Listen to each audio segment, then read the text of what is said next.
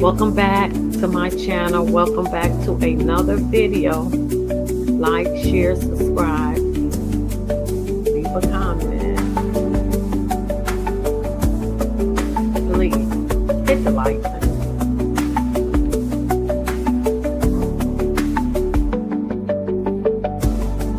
Hit it go.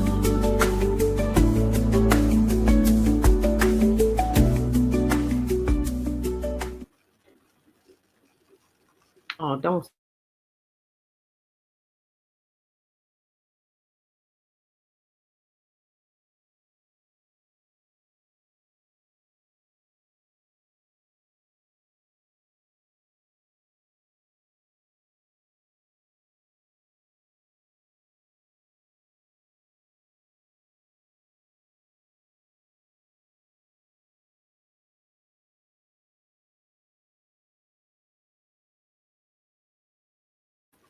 Hey, welcome back to my channel. Like, share, subscribe. Appreciate my new subscribers. Thank you very much.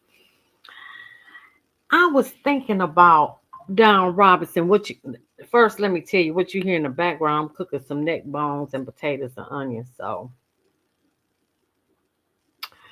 what I thought about Don Robinson being homeless, I kept saying, well, what happened to the millions that they made?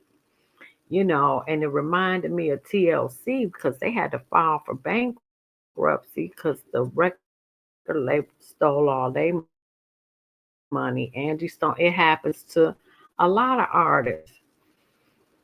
And I remember her leaving the group, and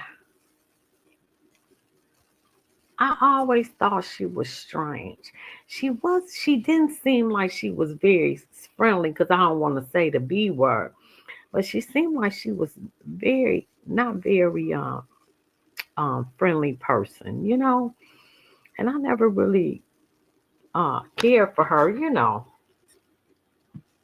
So I had to research like what happened to the money, and this is what I found as it relates to In Vogue and what happened to the money. Because I'm like, why is she homeless? Because I was somewhat feeling like Jermaine Dupri said she got a publicist. How is she paying her publicist? And then we get into what her ex-husband said because he actually offered her a job. And this is from the Daily Mail. How iconic 90s band In Vogue were barred from reaping the rewards of their success by predatory music deals and clashes with a soul legend, as ex-member Don Robinson reveals she's homeless and living in a car.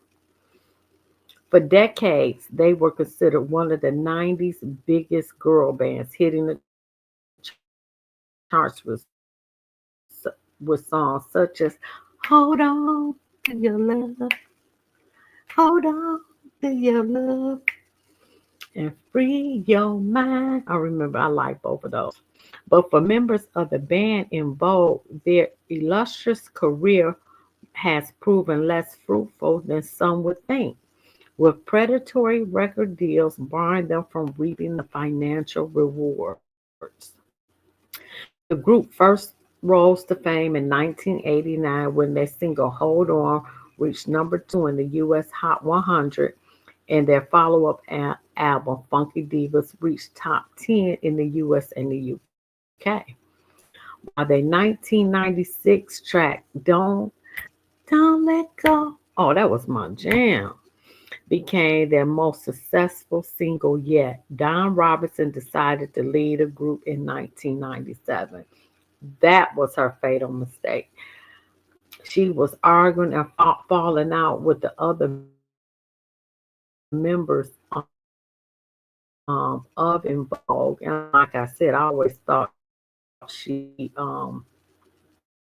had a very nasty attitude. I really did. She was not friendly at all. But despite hope, and that's my opinion,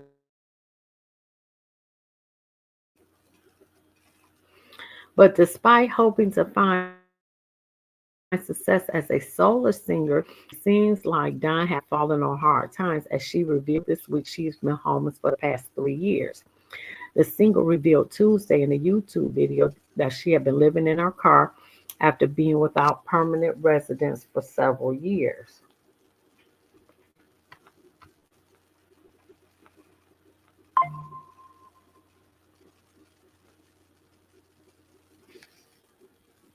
And that's Don Robinson there when she said that. Since Robinson info has existed in incarnations, with its current lineup consisting of Terry Ellis, Cindy Heron, Maxine Jones, and Rhonda Bennett.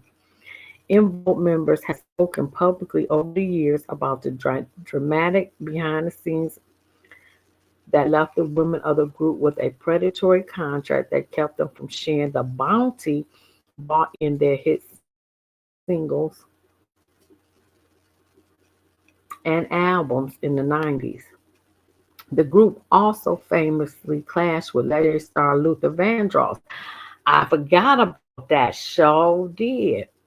While touring with him in 1993, as the R&B legend issued the group with a string of rules ahead of their shows together. Despite their battles, En Vogue has continued to tour and perform, and in 2022 they appeared as a group character on the US version of The Masked Singer and even flew to the UK to perform at the Mighty Hoopla Festival last year.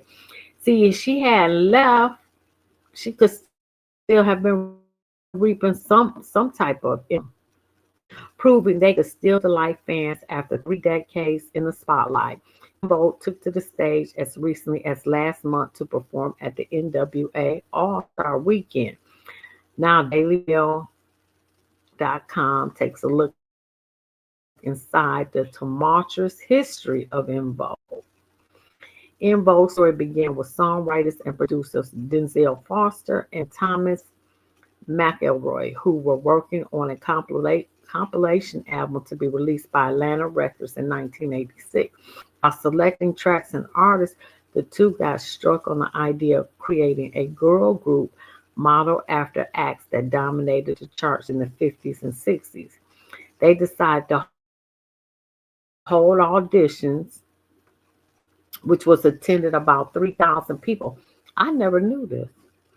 At first, Foster and Elroy envisioned a classic trio, and they settled on a lineup featuring Cindy Heron, Maxine Jones, and Don Robinson. Heron was the obvious choice for the group as she had already established herself as an in-demand model and rising actress. Prior to that, she had been a pageant queen who earned the titles of Miss San Francisco 1986. I did not know that about Cindy, as well as being the runner-up in the 1986 Miss California pageant. I never knew that. After getting her start as an actress on screen in the 1980 PBS drama Up and Coming, Heron would later make regular guest appearances as Will Smith's girlfriend on The Fresh Prince of Bel-Air. I had no idea that was her, that was Cindy. While still a member of En Vogue, and she later appeared in the 1992 two-part Shakira crime, Juice. I don't remember her in there. Wow. Jones had more obscure background as she was working as a hairstylist in the Bay Area at the time, though she had previously worked as a background vocalist. She reportedly wasn't even invited to the auditions, but showed up after learning about them from a friend, which proved to be um, which proved to be successful. Robinson had plenty of musical experience when she was selected, and she had been singing in clubs since she was a preteen, though she was working a day job in a dentist's office in the late 80s. But even though she had established musical talent, it was her looks that initially put Robinson on Foster and McElroy's radio. As one of their associates reportedly spotted her at a Summer Jam musical festival in the Bay Area, and approached her to ask if she was a model, which led to her getting an invitation to the audition. Robinson later admitted that things could have gone south if her mother best friend had attended the audition with her as it originally planned. She knew that as soon as she said she was nervous, they would have given in and left with her. But her sister, who ended up going with her in their place, wasn't willing to leave. So Robinson got a chance to wow the producers. Although Foster and McAvoy were looking for a trio, they expanded their vision to a quartet after hearing Terry Ellis, who was late to the original audition after her flight out of Houston, Texas, was delayed. But after they heard the initial three women joined by Ellis, they opted to stick with a larger group. After establishing the In Vogue lineup, Foster and McElroy helped the group since a contract with Atlantic Records will release their first LP, 1990's Born to Sing. The album reached a respectable 21 on the Billboard 200 albums chart, and it was a hit on R&B chart at number 3. Their first single, Hold On, became a number 2 on Billboard Hot 100 singles, and it topped the R&B singles and Hot Dance Music Club.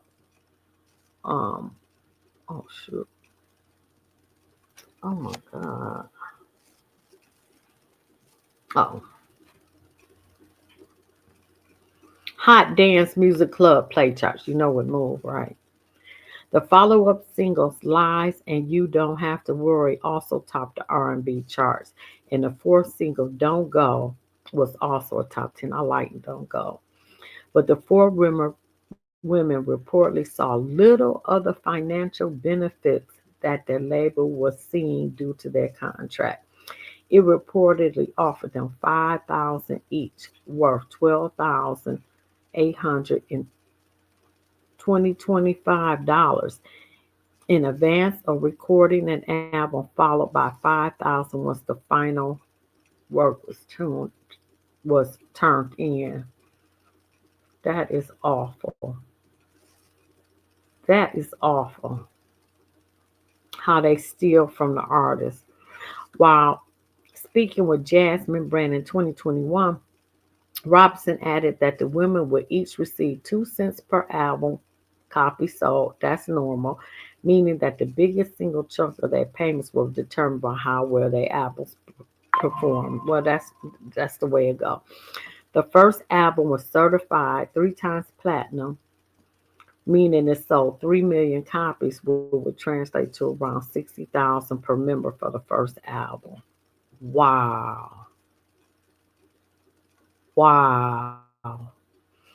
Dawn later said that just the initial payment of 5,000 made her feel rich, but it was still modest compared to what other groups of similar success were making. And when the ladies were ready to record their sophomore album, they were distressed to realize that nothing had changed money wise. The multi-million selling multi-platinum group will still be receiving 5,000 upfront plus 5,000 bonus and 2 cents per album sold despite being a hit group. Why didn't they renegotiate the contract? At the time, the members said that there wasn't time for them to write any songs for 1992's Funky Divas, even though the entire group had previously been credited as co-writers on several songs on the first LP.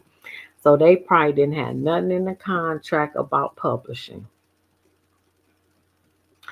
They later alleged they were told they wouldn't be allowed to write any songs on the follow-up, which meant they would lose out on any songwriting royalties. Then I, wow. Instead, the royalties would exclusively go to Foster and Thomas. Wow. Who wrote all the original songs, though it's unclear if that was intended strategy or if time really was a factor in this decision. That was strategy. The album was another hit, reaching number 8 on the Billboard 200 chart and topping the top R&B albums chart and featuring several hit singles, but the singers didn't see any significant commercial benefit from its massive success. aside from Grammy nominations. Robinson later alleged that Foster Thomas and their manager and Atlantic were earning the vast majority of the money coming in from their albums and singles, while the singles were making a pittance. According to DRMS TV, the rapper MC Hammer learned of the group's deal and helped them meet with a business attorney who declared their contract to be predatory and suggested they would likely get a new contract that was far more lucrative and fair. In retrospect interview, Robin complained that when she urged the other members to renegotiate the contract, which applied to all of them equally, their efforts were stifled when Jones decided to seek Foster's advice. How you gonna seek the advice of somebody who's stealing all your money? Foster urged her and the other women not to renegotiate. For Foster, if it isn't broken for us, it is broken, she said. For our producers, everything was fine. I guess so. Dumb. Although In Vogue was bigger than ever, their reputation took a hit when they signed on to open for Luther Vandross in 1993. Never Let Me Go tour. Although he was a fan of their music, they clashed early on over his control of the stage show. The women weren't allowed to wear any other colors that Vandross or his band wore, which ruled out most colors that are suited for them. Then their fans were upset because Vandross required their backing band perform on the rotating stage with them instead of off on the side where his band performed, which meant that the instruments often blocked the audience view of the singers. They eventually fought back, deciding to wear the colors they wanted, and they refused to make a television appearance with Vandross because of the fears that they were overexposed after multiple recent appearances. Relations got so tested that Vandross put up curtains to keep In Vogue members out of his sight. But when they walked through them before one performance to go on stage, he called police on the women and accused them of trespassing. Oh, he was out cold. Heron was pregnant during the tour, and she later claimed that Vandross used her pregnancy to claim that she and the other women had wanted to leave the tour, though they denied that claim. By 1995, the group had finally reached the end of their restrictive contract and were able to renegotiate, but there were further issues pulling them apart. In 1995, Ellis recorded a solo album, and Robinson was promised her chance to record one shortly afterward, but then the project was canceled by Atlanta shortly afterward in favor of recording a third group album. Robinson later claimed the label was planning to fire her from the group and that it intervened to try to stop her from singing lead because she might soon leave the group. However, her vocal tape proved to be the best, so it was left as a lead on Don't Let Go, which became En Vogue's biggest international single and was on their third album, 1997. Despite the success of the song and album, Robinson left En Vogue after the label had allegedly shown a lack of confidence in her. Jones later left the group in 2001, and she was replaced by Maxine Cole from 2001 to 2003 before Rona Bennett filled the spot full time. The original quartet went on to reunite in 2008, but Robinson again left the group in 2011, and Jones left shortly after while Bennett returned. The remaining original members of the group later sued Robinson and Jones for touring as a duo under En Vogue's name, and they won a judgment allowing only Ellis and Heron to use the band name. The final reunion came in 2019. I didn't know all this, y'all. Did y'all? The final reunion came in 2019 when the original quartet was expanded to a quintet with Bennett for a benefit concert.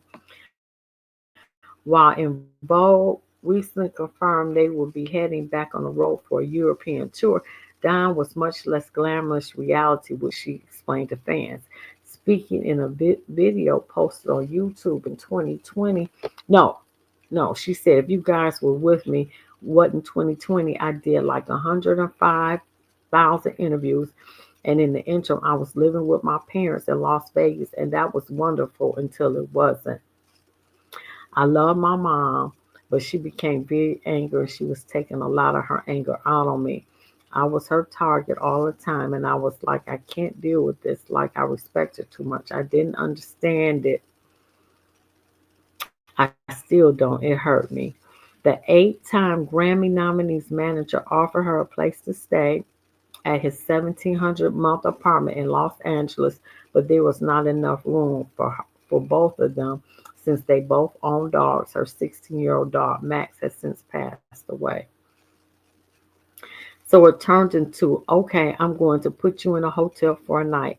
And that one night turned into 8 months, three grand a month. Oh my God, you guys, I was like, no, this is unacceptable. By 2022, Robinson researched car life culture and decided to give it a shot. I felt free. I felt like I was on a camping trip. It just felt like it was the right thing to do.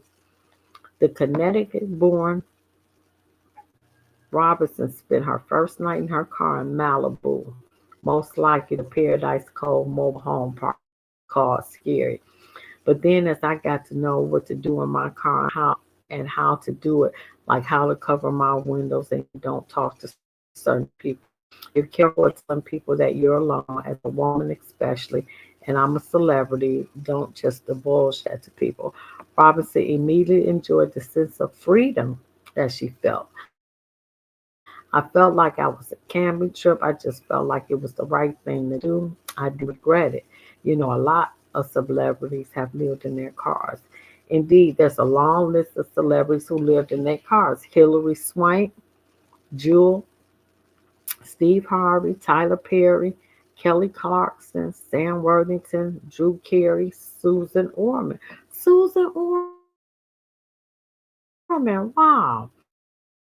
But don't pity the lyric soprano, as living in her car was a choice she needed to make to go through. She has her brother Irvin, assistant Niecy, and further ever mother-in-law to lean on.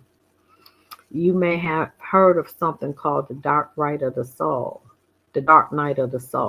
That's when you go through like a period of isolation, a period of separating yourself from family and friends. And I'm in the trenches of this right now. But I wouldn't trade my experiences and what I've gone through for the world. Proving she still has a sense of humor when I laugh. Just so you guys know, I have a gym membership and I shower there. I'm a funky diva, but I'm not funky. The Free Your Mind hitmaker has been proudly filming her journey for future documentary and envisions her eventual resurgence. I mean, society tends to look down on people for living off grid. When I tell you grid is exactly what a lot of people are going to start doing, urging her fans to do something scary. That's a fact. I agree with that assessment. Would I have an apartment right now if I had a choice? I would. I'm not going to lie, but I'm glad that I did this.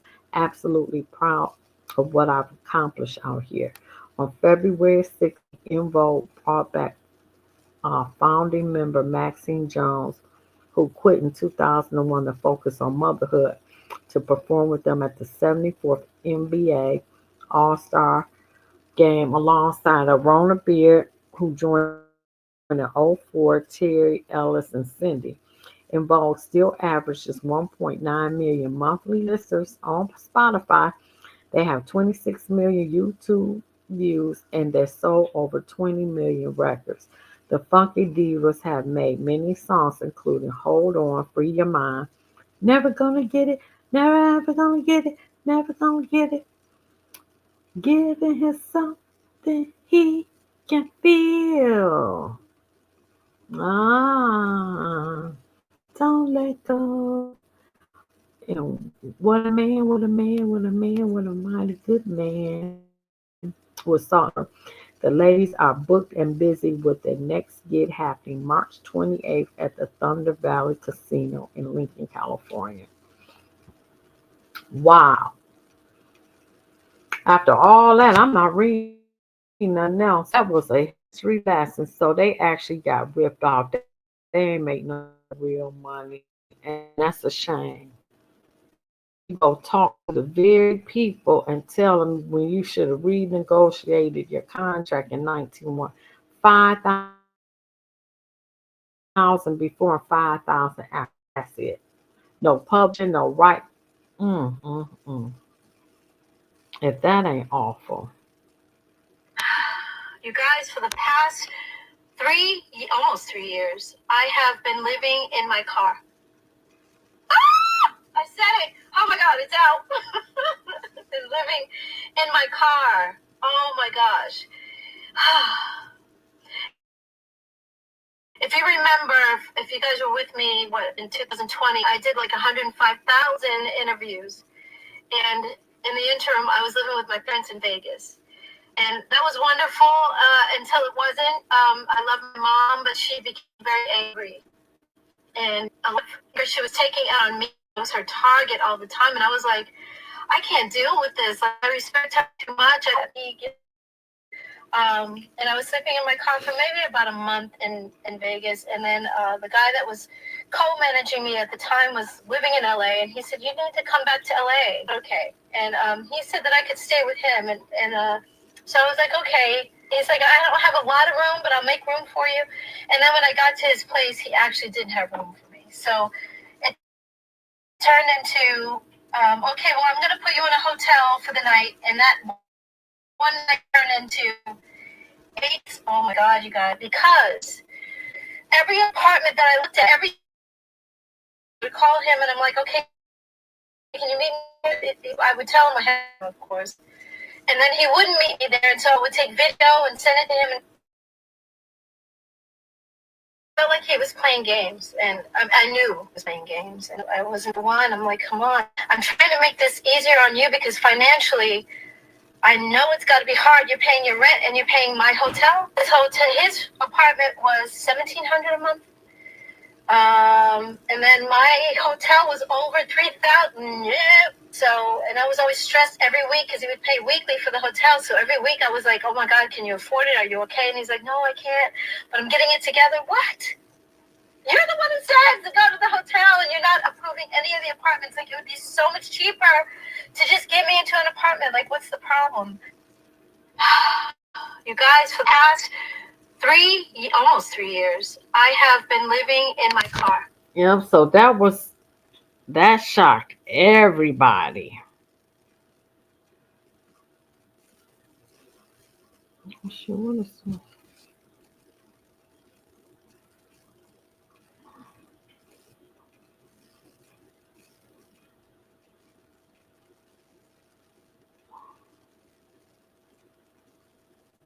Yeah, let's see. Oh, this is.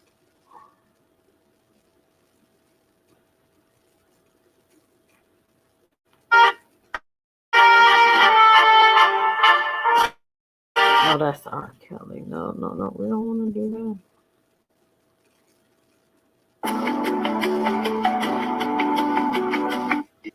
Her brother, that. This Willie D. And clients Joyce Irby for being her foundation, but scolded her sister for wrongdoings in her past. It's an interesting revelation. In Vogue just performed that Dawn during the 2024-25 NBA All-Star Weekend for their Oakland hometown. The group has reportedly sold over 20 million records, and Lucy Pearl's one and only album was certified platinum. Drop. Nothing lasts forever, not even royalty checks.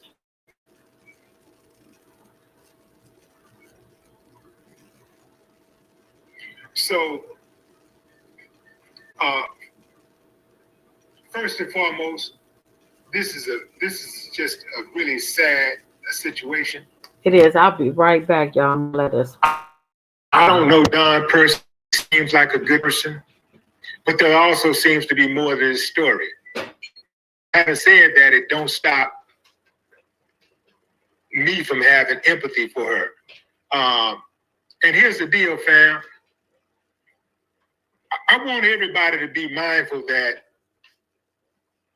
something like this could literally happen to almost anybody. This could happen. There have been people that have been millionaires over and over and over again who have ended up homeless. So you know something like this could happen to a regular person that has a 9-to-5 or a 6-figure income.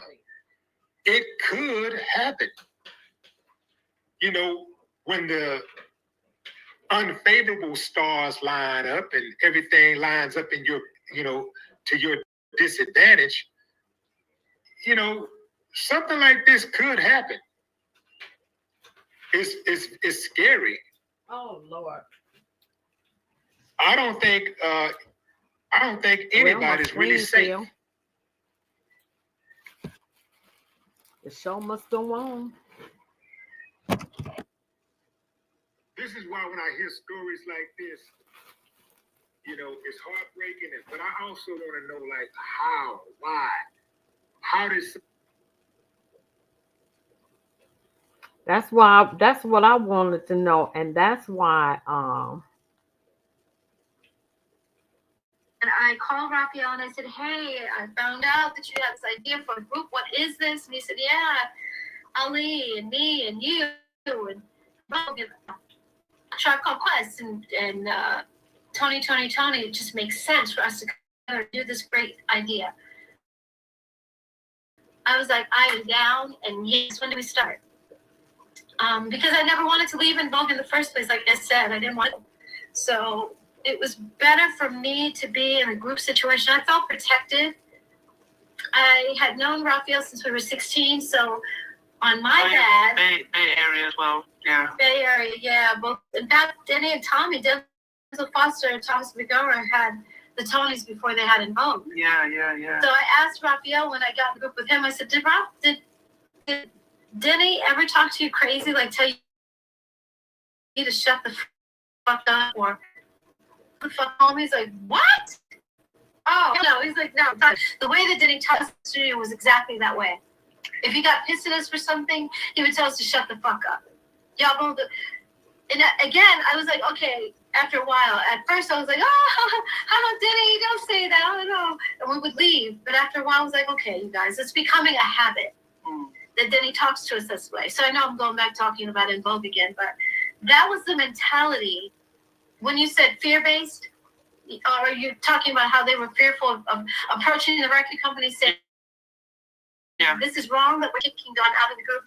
The mentality that they had with allowing Denny to talk to us the way that he did is indicative of exactly their mindset. Yeah, you're right about that. Pre-Me Too, because a lot of that was going on across the entertainment, across the world, and there was no voice. I mean, not just in entertainment. No, across the world, across different areas, and I think people's homes. If this had happened now, it's quite easy for because now if this was brought up, people again losing their jobs for stuff they did 20, 30 years ago. But yes. Raphael talks to you about the group. Now, you must have had a little bit more knowledge about labels and deals and stuff. What was the situation when you said, look at Lucy Pearl? Did you look at the contract and think, okay, I'm not going to get 2 cents a record and stuff? I didn't do the right thing because, like I said, Raphael, I had known him literally since we were both 16 years old. So he played in my band in San Francisco. I knew him. I was comfortable with him. He was like my brother. And we had grown up together. So I didn't feel like he was going to step on me with that contract. I thought he was going to be fair and have my back. He did not. I didn't read the contract. I read it, but I didn't redline it and go through it with a fine-tooth comb like I did the En Vogue contract. And I just signed it as it was. And it wasn't a good contract at all. And I didn't know that until after the fact. It was too late by then.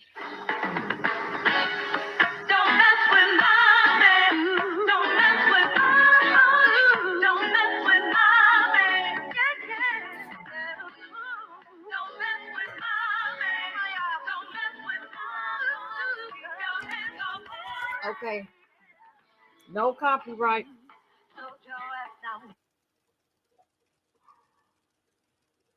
So she said she didn't even read the contract. Let me go past that music. Man, so he's got on his This hat is her that he always interview. wears and his glasses, and he takes out a dictaphone out of his pocket. He's got on like a jacket pocket, and he takes out a dictaphone, little recorder, and he steps in between Ali. Ali was to my right, and Raphael was to my left, and we were just standing there waiting. And Lee Bailey steps in between me and Raphael. What did he do that for? Raphael was like, "Excuse me, don't you fucking see I'm standing here?" And he walked away. And I was like, I looked at Ali and I was like, done. We're done. Oh my, because for no reason. And Lee Bailey didn't even, luckily, he didn't think twice about it. He didn't think, oh, that was rude. He might have been thinking it was rude, but he didn't care. You know what I mean? He kept going with us. And he was like, well, everybody wants to talk to Dawn Robinson. And he did the little, he did our interview right there, standing there with a little dictaphone with me and Ali, because Raphael walked away. And then our first time in London, same thing. Raphael did not like the fact that everybody wanted to talk to me. He had a problem with that. Wow. One of the journalists. And Raphael is from Tony. Like all day interviews. You start from 8 a.m. in the morning. If you get a little time to eat breakfast, and then if you can eat a little lunch in between, but you're doing interview after interview after interview, because it's not like we're going to come overseas every other day, and you guys will see us when we get there, whether it's Japan or London or wherever, interviews to do. So we were doing.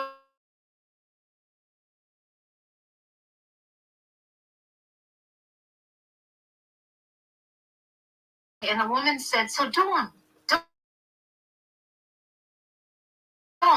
She kept asking me questions. And Raphael sat up. He was leaning back. Her too, like Ali and I, because I was sitting in the middle. It was Raphael on the right, on my left, and Ali on my right. And he looked at Ali and he said, don't you see us sitting here?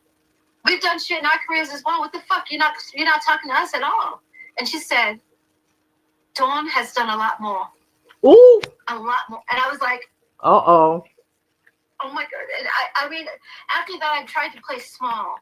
I remember kind of shrinking down like, oh, that doesn't feel good. But a lot of the world does not know who the Tonys are. They may not know who Trap was, know who in Vogue is. We were much bigger. And so that's what she was trying to tell him. She wasn't trying to put him down. She was just telling the daughters an hour. When we got to Germany, maybe 3 days later or so, all of Germany wanted to talk to Ali. Only Ali. It was a hip hop extravaganza. Like I was like, oh my God, we gotta go to lunch then. We're gonna let him do his interviews by himself because they loved hip hop there. It was a hip hop culture. And Ali was like, oh my God. And he said, you guys know more about Tribe Called Quest than I do. I have to do my research. That's how much they want to talk to him. And I was like, see, Raphael, they don't want to talk to me and you, and I'm not upset about that. Like, this is Ali's thing. Let him have his moment. You know, why be jealous of him? Because they don't want to talk to us. That was it was childish. It was very childish.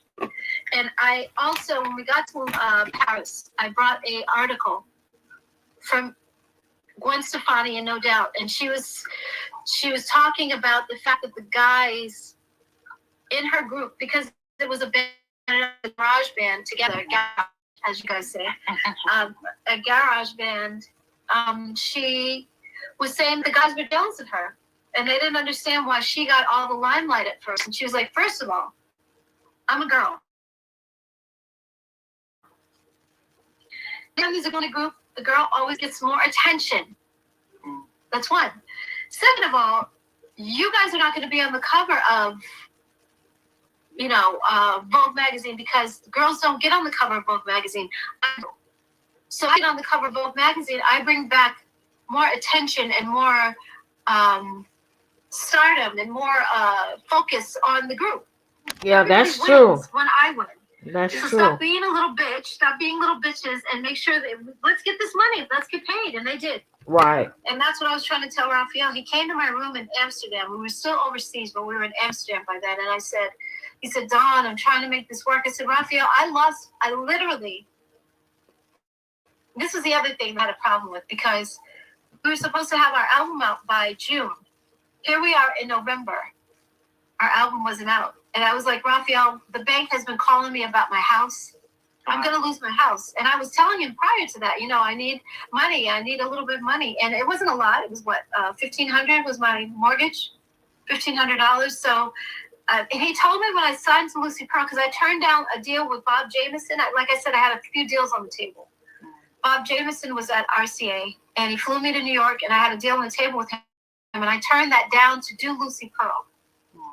So if I had your back, you should have my back like you said you would, because he told me, I don't have a lot of money to give you up front, but I can figure out how to find what you need if you need it. And I was like, cool. If you just, if that's what if you're telling me that when I'm down on my luck or I need a little bit of money, you're going to figure out how to help me out, then cool. I'll sign with you. And I signed that deal. So now here it is. We're in November, and we were supposed to put out the album in June. The bank is calling. They're knocking on my door. And I need to pay my mortgage. And he was like, well, I don't know what to tell you. Every man for himself. Wow. Unbelievable. You told me that if I sign with you, that you have my back. And now you're saying every man for himself? Like, what? He's like, yeah, we'll call the woman at Overbrook who was doing the soundtrack for basketball. Her name is Pilar. I forgot her last name. He said, call Pilar and let her know that you're going to do the soundtrack by yourself. Wow. I feel that is bad business beyond. That's like so unprofessional on every level. You don't do that. Like, you just do that. If I call Pilar and do the song by myself, she'd be frantic. First of all, because she had it in line for Lucy Pearl to do the song for the soundtrack Love and Basketball. And so here I am calling her. So I called her because he said, call her. And I did. And I said, Pilar, this is Dawn. I'm going to do the soundtrack alone. She's like, huh? What? I don't understand. So wait a minute. So it's not going to be Lucy Pearl? I don't understand what happened. I was like, oh my God. Okay. I can't explain. So I said, don't worry about it. Lucy Pearl's going to do the soundtrack. And I ended up literally losing my house. So wow. Everybody's like, oh, well, we need a reunion, Lucy Pearl. I'm like, I have tried. I really have. I've given it a shot or two. We've had conversations. At one point, we were going to have Raphael, myself, and Q-Tip from Tribe Called Quest, because Ali was doing other projects. He didn't want to be a part of it. So he gave us his blessing, and we were going to do that with Q-Tip. And then after a while, it was just me and Q-Tip on the phone and no Raphael. And he said every now and then Raphael gets like this, he disappears. I'm like, this is bullshit. Like, we're supposed to be talking about a reunion or getting together to do a new project together as Lucy Pearl. Raphael just says to show up, you call us. Like, I don't understand. And so I picked up the phone and I called Ali right then, and I was like, Ali, I'm watching these things about you guys on TV. He's like, oh, it's on again? He said, yeah, they came on one time before. We talked a little bit, and he said, Raphael wants you to call him. I was like, every time you tell me Raphael wants me to call him, I give you my number or him to call me, and he never calls. I said, so give him my number, have him call me. And then when we hung up, I was like, no. I lost my house. I lost my house with this man. Are you kidding me? I have nothing to say to Raphael. No. I'm not doing anything with him until he makes amends with me.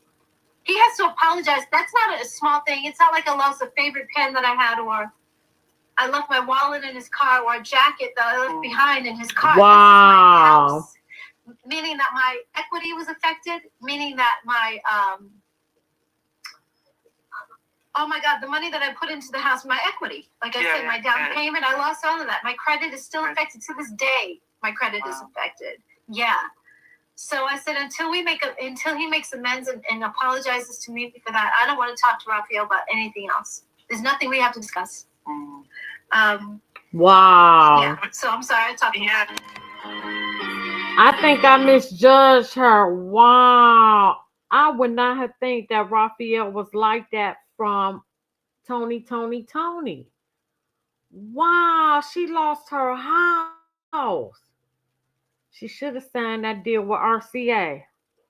See, that's when you make the decisions of going with a familiar spirit or of somebody who you think is your friend and not taking care. Business is business, friendship is something else.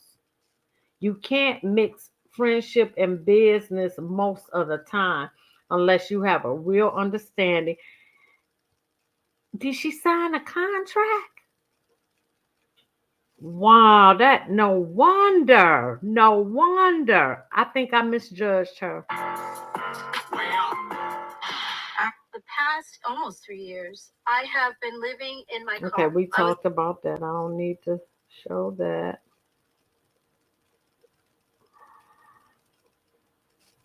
Wow, so I did the history. We know she lost her house. She went with Raphael. She shouldn't have. Oh, 3:15. Let me see. Trying to get to these other videos. What's today? The 16th. So this would be yesterday. Wow, he played her. He was jealous of her. He was literally jealous of her getting more attention. In Vogue sold more albums than Tony.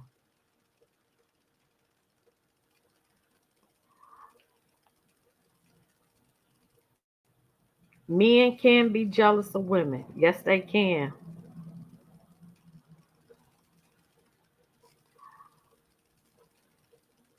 Okay, now this made me think she was lying because this is what Jermaine Dupri said. This is what I wanted to won't show. believe what just came to light. Dawn Robinson, the former En Vogue star, shocked the world when she revealed that she had been living in her car for nearly 3 years. You guys, for the past almost 3 years, I have been living. I'm gonna bypass that part because I already showed that. Claimed to be living in a car, afford an assistant. Dupree admitted that this detail completely changed his perspective. Ain't no way she's broke if she has an assistant, he added. This raised serious doubts about Dawn's claims and left fans wondering, was she truly struggling or just seeking attention? But here's the craziest part. Just when things couldn't get more bizarre, her ex-husband, Andre Allen, stepped in with an unexpected offer. Allen, who once publicly bashed Dawn and labeled her a spoiled, offered her a job with Hilton Brands. The job not only provided free medical benefits from day one, but also gave her paid time off to continue her music career. Wait, what? The same man who claimed she ruined her career and got her kicked off R&B Divas LA was now offering her help? This left everyone scratching their heads. Was this genuine concern or a move to control her narrative? What makes this story different is the history between Dawn and Andre. Their marriage ended in a toxic mess, filled with shocking allegations and public drama. Andre once accused Dawn of being part of swinging websites and sleeping with 17 men in 1 month. Wow. He even claimed he orchestrated her reunion with En Vogue, only for her to blow the opportunity. So why would he suddenly want to help her now? Was he trying to redeem himself, or was this another manipulation tactic? Destiny truly took an unexpected turn when Dawn revealed that she felt free living in her car and even compared the experience to a camping trip. But if that's the case, why did she break down in tears? Her situation in a 19-minute viral video. Something just doesn't add up. And with Jermaine Dupri's doubts and her ex-husband's controversial offer, the truth behind Dawn Robinson's story I'm live. Even more twisted. But here's what gets more interesting. While Jermaine Dupri's comments had already sparked controversy, Dawn's fans were torn between sympathy and suspicion. Some believed she was a victim of the harsh realities of the music industry, while others thought she was chasing attention. And when people thought the drama had settled, I'm sorry, y'all. Every time I go live,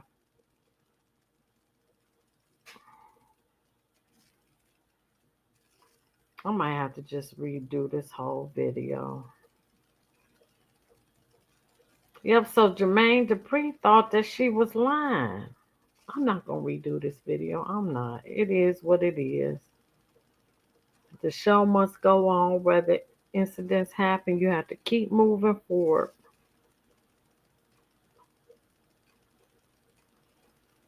So that's what happened. You can't make this up.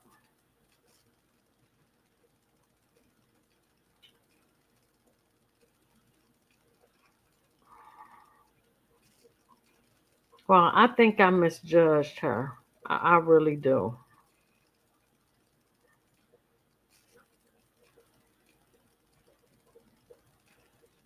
There was one more thing that I wanted to show for I end this video.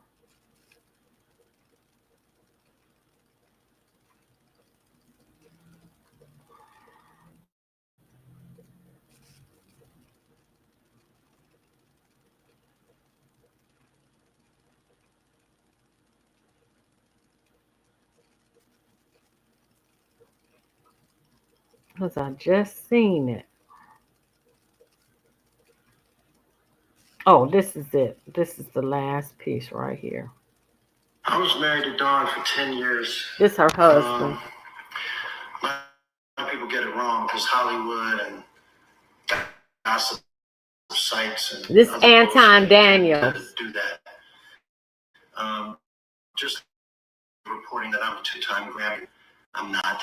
I only work by nominated projects. Nominated. They say I'm 49 years old. I'm not. I'm 52 years old. My group, for example, they had one hit in 1995 called I'd Rather Be Alone. It went gold after the second single and the second. And that's when I ended up signing the Babyface and Tracy Evans label.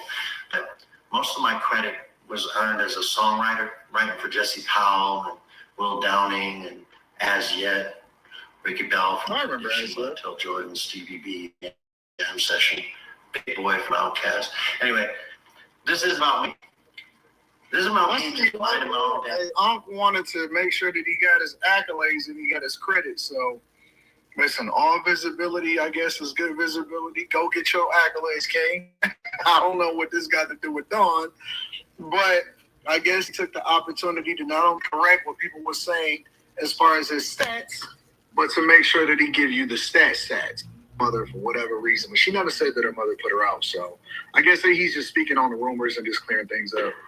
So I knew something else was going on. I don't know. I scroll through and I see people talking and ripping her apart and putting their 2 cents in. But this music industry is demonic. It takes and it takes and it takes. It uses you up until you have nothing left, and then it seeks to destroy you for the ratings. The people at the top, they get paid on both ends, on your way up, on your way down.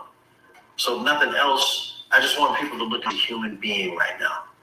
I know Jermaine Dupri seems to feel like maybe this might be a hoax that she's doing or some kind of publicity stunt. Slim Thug, more human take on what's happening. But those are men. What I want you to understand is that this is a woman. And while we can bounce back and end up in a position like I'm in when I'm executive for Hilton, I make over $500,000 a year. Not everybody can do that shit. Hey, Unc ain't gonna miss the opportunity to celebrate himself, is he? Right. I ain't mad at him. You know what I'm saying? I ain't hating at all. Hey, I don't know why he would say where he worked at, because it kind of puts a target on his back for people to then research him and troll him and dox him and all of that stuff. So I think that he should be a little bit more careful with that. I'm not sure how familiar he is with how social media work the way that it's working today. But I said the same thing in that, women, they, for whatever reason, they under the guise that they can operate from the same lens as men, and they can't. You can't look at it the same way as men. Y'all not as strong of us. I know y'all think that y'all are, and y'all don't need men, but I look at it from a different lens. It twists your head up so fucking tight that the only thing that matters is the crowd's approval. She doesn't have the crowd anymore. And she can't do anything to get that back. She don't really believe that. I know that's what all this is about, but she's struggling with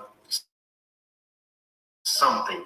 I'm not a doctor, but I'm aware of, mental health issues. I had one at a point in my life decades ago. I had problems with my temper. I had abandonment issues from being abandoned by my mother, abused, raped, incarcerated, molested throughout my childhood, my entire childhood.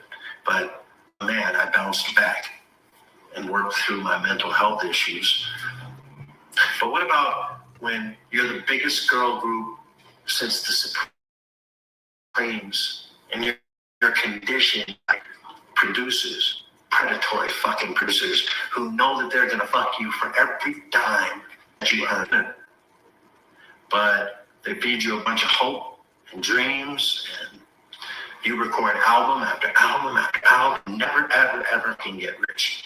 Right. Now you're older, and radio stations, they don't want to really play your new music. They don't want to play your music videos. They don't want nothing to do with you. You didn't get your big shot to put out your solo album. The bills start, shows start drying up, and you're getting older still. Your group kicks you out. You find another group. That group kicks you out. You meet the man that you want to marry, and you marry him. Then he Damn. dreams. Wow. So were you a part of this predatory? Right. Right. What the hell is going on here? They don't Right. quite know how to get it done for you. So you get bitter, you get angrier, you start to be demanding, and people look at you like, who the fuck are you to be demanding? You haven't had a hit in years. What have you done for me lately? And then you get angrier and more bitter, Wow. and then you get left alone. Because you lash out a lot. Because you started out that really sweet girl with all these dreams that were coming true, and you did the work and you did what you were supposed to do, what you were directed to do. And the money came, and you didn't get any of it. Now nobody wants to work with you. What the fuck did she do wrong? No record labels want to sign you because in the meantime, Napster just happened. And people stop buying music.